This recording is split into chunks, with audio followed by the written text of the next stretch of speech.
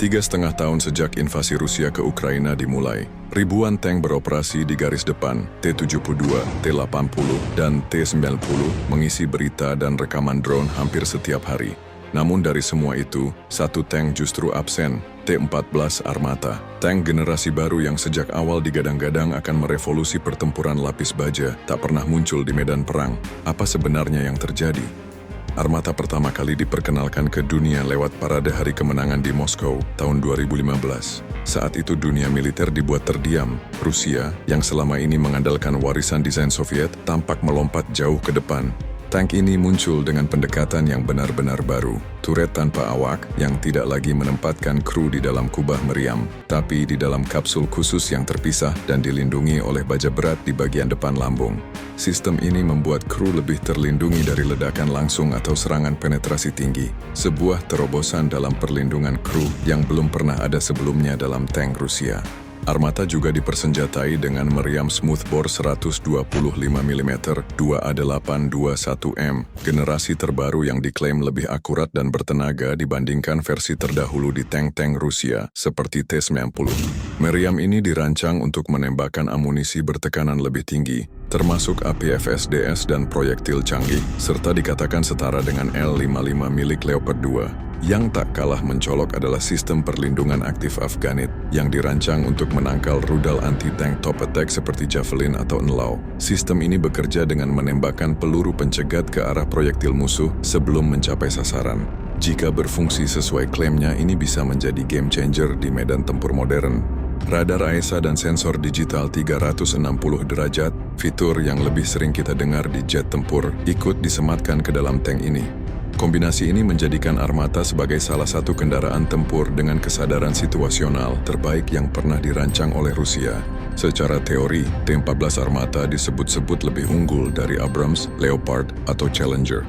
Tapi seperti biasa dalam dunia militer, teori dan realitas kadang berbeda jauh. Nyatanya hingga hari ini, tidak ada bukti bahwa Armata pernah benar-benar ikut bertempur. Tidak ada rekaman pertempuran, tidak ada citra satelit, tidak ada laporan intelijen yang kredibel. Di medan Ukraina, yang terlihat justru tank-tank lama dimodernisasi memang, tapi tetap berasal dari era desain sebelumnya.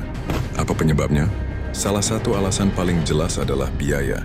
Dalam wawancaranya bersama TASS, CEO Rostec Sergei Chemezov menyebutkan bahwa Armata memang kendaraan revolusioner, tapi terlalu mahal dan kompleks untuk diproduksi massal dalam konflik berkepanjangan seperti Ukraina. Biaya per unitnya diperkirakan mencapai 7 hingga 8 juta dolar, bandingkan dengan T-90M yang hanya sekitar 2,5 juta dolar. Dalam perang yang menguras sumber daya, logika efisiensi menang atas kemewahan teknologi. Tapi soal biaya hanyalah sebagian dari cerita. Mesin X-12 yang menjadi jantung penggerak Armata dilaporkan mengalami berbagai masalah teknis, overheating, performa tidak stabil, dan daya tahan rendah dalam uji coba lapangan. Mesin ini sebenarnya dirancang untuk memberikan rasio tenaga terhadap bobot yang lebih tinggi dibandingkan tank-tank sebelumnya, tapi belum mencapai performa yang diharapkan. Sistem Afganit yang seharusnya menjadi pelindung utama dari rudal top attack belum pernah terbukti benar-benar andal dalam kondisi tempur nyata. Ini membuat efektivitasnya masih dipertanyakan di medan sesungguhnya. Integrasi sistem digital dan radar AESA juga disebut masih belum sepenuhnya stabil, tantangan umum dalam sistem senjata generasi baru. Laporan dari National Interest dan 1945 menyebutkan bahwa jumlah unit T-14 yang benar-benar diproduksi hanya sekitar 20 hingga 25. Sebagian besar hanya tampil dalam uji coba dan parade militer, belum pernah masuk ke garis depan sebagai bagian dari kekuatan tempur aktif. Dari sini muncul dua kemungkinan besar. Pertama, Rusia sengaja menyimpan Armata karena khawatir jika tank ini gagal di medan perang, reputasi ekspor senjatanya bisa hancur.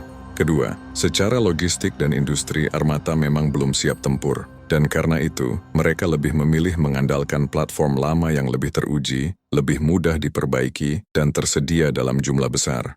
Perlu diingat, Rusia adalah eksportir tank terbesar kedua di dunia. Negara-negara seperti India dan Vietnam terus memantau perkembangan ini. Jika T-14 terbukti gagal di Ukraina, dampaknya bukan hanya reputasi, tapi juga peluang ekspor bernilai miliaran dolar. Tapi pelajaran dari Armata bukan cuma untuk Rusia. Negara-negara barat mengambil pendekatan berbeda. Amerika Serikat mengembangkan Abrams X, varian terbaru dari M1 Abrams dengan sistem hybrid dan digital, tapi tetap berbasis platform lama yang sudah teruji. Jerman dan Prancis mengembangkan proyek MGCS, Main Ground Combat System, yang fokus pada modularitas, interoperabilitas, dan kesiapan industri. Tidak ada yang terburu-buru menciptakan sesuatu dari nol, karena mereka tahu teknologi tinggi tanpa ekosistem industri hanyalah mimpi di atas kertas. Dalam perang modern, bukan hanya kecanggihan yang dibutuhkan, tapi kecepatan produksi, kemudahan perawatan, dan integrasi dengan sistem tempur lainnya. Dan disinilah Armata kalah telak, tampil luar biasa di parade, tapi tidak pernah hadir di tempat yang paling membutuhkannya, garis depan.